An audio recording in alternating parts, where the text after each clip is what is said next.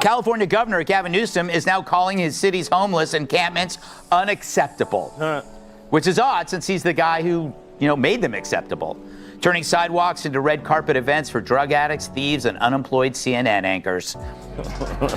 On Monday, he urged cities to ban the camps from sidewalks, parks, and other public areas. So after years of denying the problem, he's now pretending to fix it, which is like putting on a condom as you're leaving a whorehouse.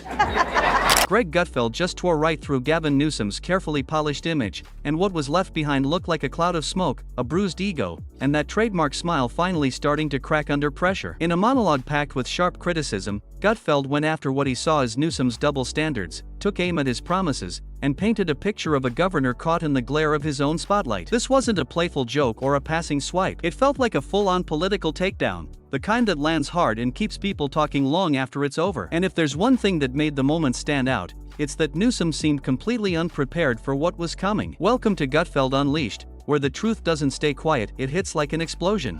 So Newsom is fed up with tent cities, the crime, the urban decay? No, he's not mad about that stuff. He's mad you noticed. It's like a criminal telling a jury he's sorry he robbed 25 banks when he's just sorry he got caught on the 26th. Because this isn't some spontaneous crisis. It's a man-made disaster like Chernobyl or Fox and Friends.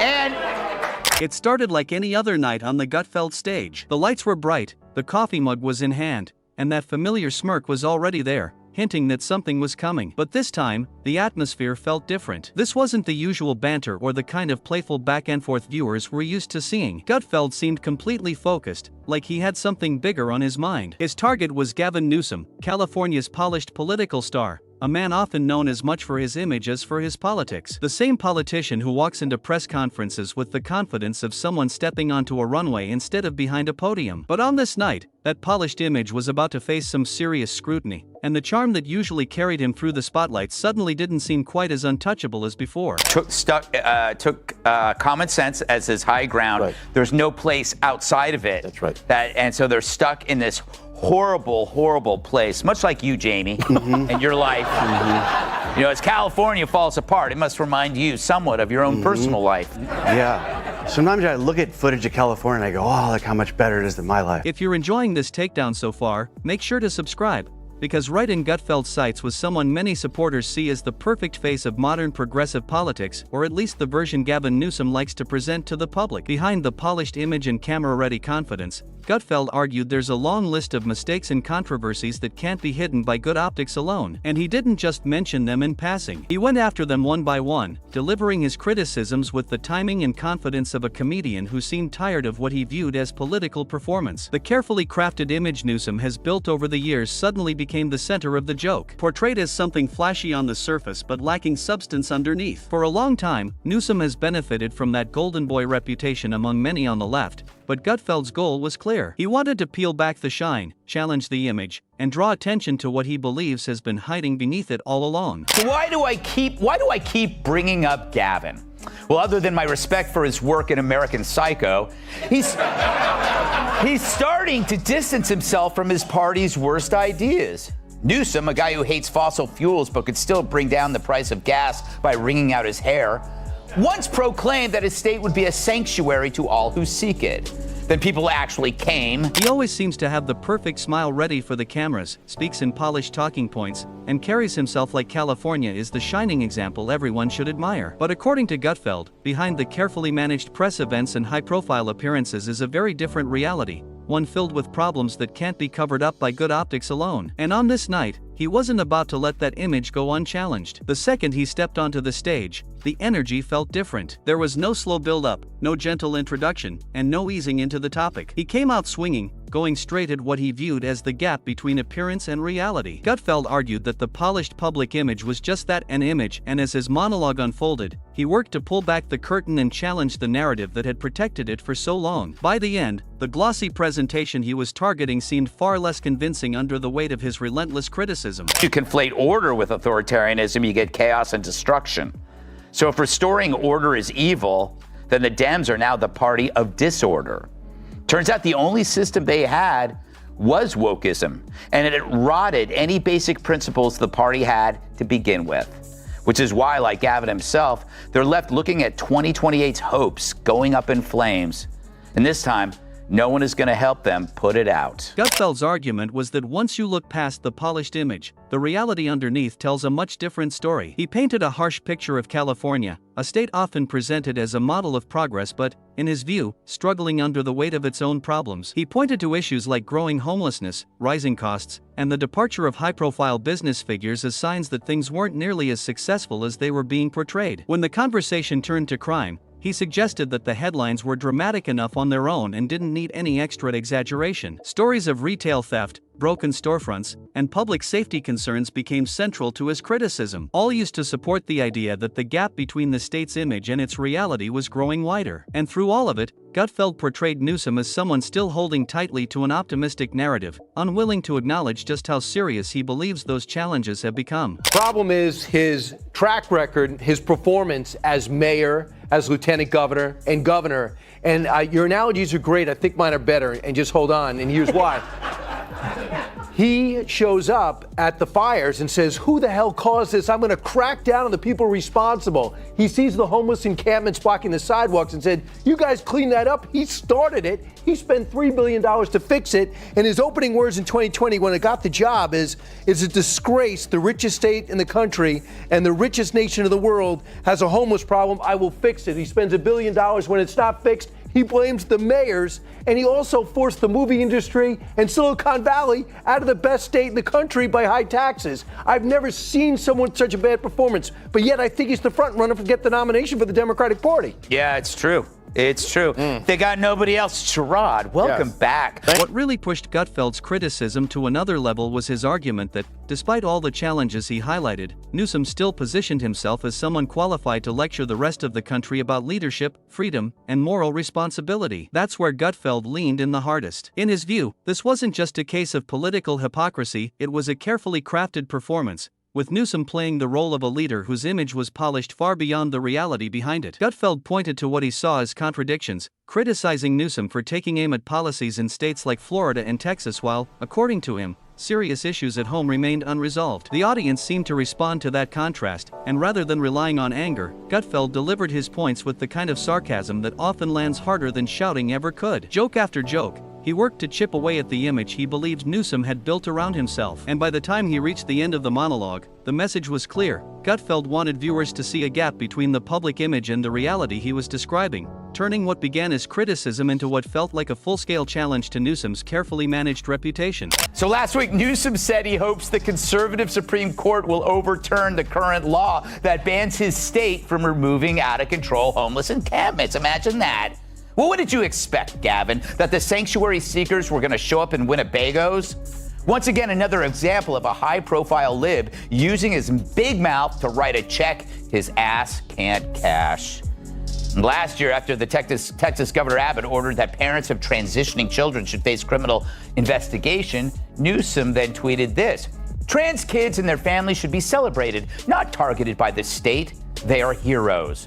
And so to fearful families in Texas right now, California's door is always open to you. With his trademark smirk still firmly in place, Gutfeld painted a bleak picture of what he believes is happening across California. He argued that the state's middle class is shrinking, small businesses are struggling to stay afloat, and many people feel increasingly squeezed by rising costs and economic pressures. At the same time, he contrasted those struggles with images of wealthy elites and tech billionaires who seem insulated from the problems affecting everyday residents. In Gutfeld's telling, Newsom appeared untouched by the hardships he was describing, maintaining the same polished public image while many Californians faced challenges that felt impossible to ignore. But this wasn't presented as a routine comedy segment or a string of easy jokes. Gutfeld framed it as a serious criticism of leadership, arguing that behind the polished speeches, carefully staged appearances, and well-rehearsed talking points was a governor he believes has failed to address the concerns driving people and businesses to leave the state. He suggested that for many residents, those decisions weren't being made lightly but out of necessity,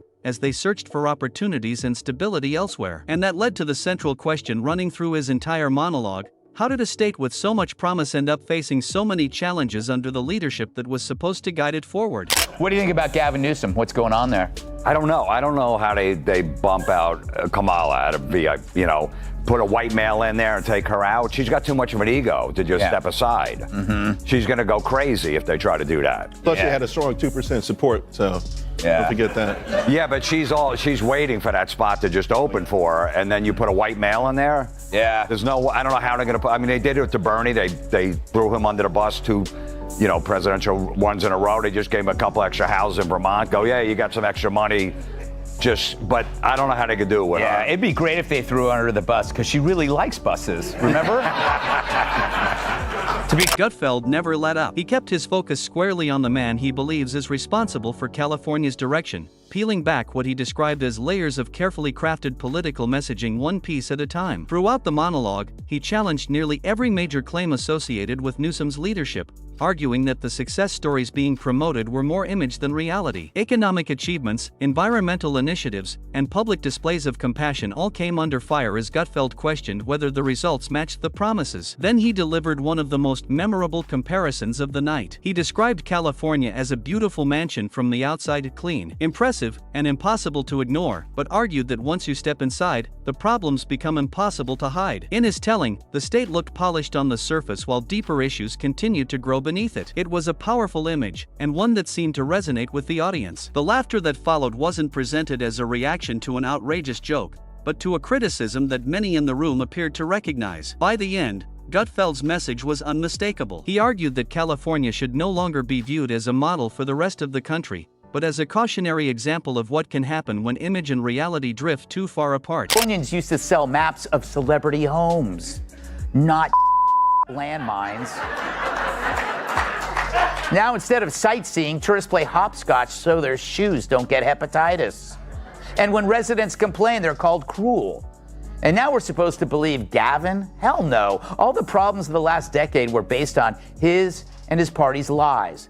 The audience wasn't just reacting to punchlines. The way the moment was framed, it felt like they were responding to criticisms that landed hard enough on their own. Gutfeld delivered each point with confidence and sharp timing, building the case he had been making all night. Meanwhile, he portrayed Newsom as a politician who remained completely comfortable in his public image, appearing at press events and public appearances with the same polished confidence that had long defined his brand. But according to Gutfeld, that confidence was exactly what needed to be challenged. He argued that this wasn't simply about political mistakes or a disagreement over policy. The stakes, in his view, were much larger. As the monologue continued, he shifted toward the idea of Newsom's national ambitions, suggesting that the policies and leadership style he criticized in California could eventually be promoted on a much broader stage. That's where the tone became more serious. The jokes gave way to a warning, and the laughter in the room seemed to fade as Gutfeld focused on what he saw as the bigger picture. Standing firm in his argument, he made it clear that he believed the issues he had spent the night highlighting weren't just local concerns, but questions that deserved attention far beyond California's borders. Then ponders why Dems lost. We lost. We lost the popular vote, and we lost the electoral vote. We got crushed. And we need to be humble about that, and we need to have some grace, and we need to understand why. Was it because of the incumbency penalty? Was it because of inflation? Was it because of interest rates? Was it because of immigration? Was it because we were too, quote unquote, woke? Was it because of issues with Israel? Was it all of the above? I think we are going through that forensic. We need to understand at the same time, we also have to push back against the whitewaters and headwinds of the Trump administration. Gutfeld wasn't about to let the moment slip away. As he wrapped things up, he delivered the kind of closing shot his audience has come to expect: a confident grin, a slow sip from his mug, and the unmistakable sense that he believed he had made his point. The message hanging in the air was simple. No amount of polish, branding, or carefully managed appearances could hide the problems he had spent the entire monologue highlighting. What made this segment stand out wasn't just the humor. It was the way Gutfeld combined criticism, sarcasm, and sharp observations into a sustained challenge of the image he believes Newsom has built around himself. He never relied on shouting or over-the-top theatrics. Instead, he let the jokes and commentary do the work, using wit as his main weapon from start to finish. As the monologue reached its conclusion, he returned to the themes that had defined the night: concerns about crime, economic pressures, visible inequality, and the gap he sees between political messaging and everyday reality. Each point built on the last until one central argument remained: that California, despite its reputation and influence, should not be viewed as a model to follow. In Gutfeld's telling, it had become something else entirely: a warning about what can happen when image takes priority over results, and a debate he believes the rest of the country can no longer afford to ignore. Voters. He's the classic wolf in sheep's hair gel. Just watch him answer the tough questions. Any other questions here? Yes, Governor. California has a terrible homeless problem. Why do you think that is? I appreciate that question. And I think it's a matter of perspective. Let's kind of flip the script on that, okay? Let's kind of put a new lens on that. I mean, you see a homeless man, I see an outdoorsman. We got a lot of natural habitat in this state, and I'm just so proud that so many people in California can take advantage of that. All right, next question. To Gutfeld, Newsom represented the ultimate example of a politician whose image and messaging were far more polished than the reality behind them. He zeroed in on what he viewed as some of the biggest contradictions of Newsom's time in office, especially the criticism surrounding pandemic-era restrictions. Gutfeld reminded viewers of the lockdowns, mask mandates, school closures, and economic hardships many people endured, then contrasted those memories with the now famous images of Newsom attending a private dinner at the French Laundry. Rather than shouting about it, Gutfeld leaned into the irony, letting the contrast speak for itself and allowing the audience to draw their own conclusions. From there, he broadened the argument, pointing to the number of families and businesses that have left California in recent years and presenting that trend as evidence of deeper problems within the state. Throughout the monologue, he returned again and again to the idea that Newsom's public image was carefully crafted, arguing that polished speeches, media appearances, and well-rehearsed messaging could only go so far before reality started asking tougher questions. He also took aim at speculation surrounding Newsom's national ambitions, questioning whether the leadership style he criticized in California could ever succeed on a larger stage. What made this segment effective wasn't over-the-top outrage or dramatic theatrics. It was the steady, relentless way Gutfeld built his case, mixing humor with criticism and using sharp observations to challenge the narrative he believed had protected Newsom for years. By the end, the central theme remained unchanged. Gutfeld argued that what many people viewed as leadership was actually branding, and that once the image was stripped away, the weaknesses underneath became impossible to ignore. He never had to raise his voice. In his view, the facts and the contradictions were powerful enough to make the argument on their own.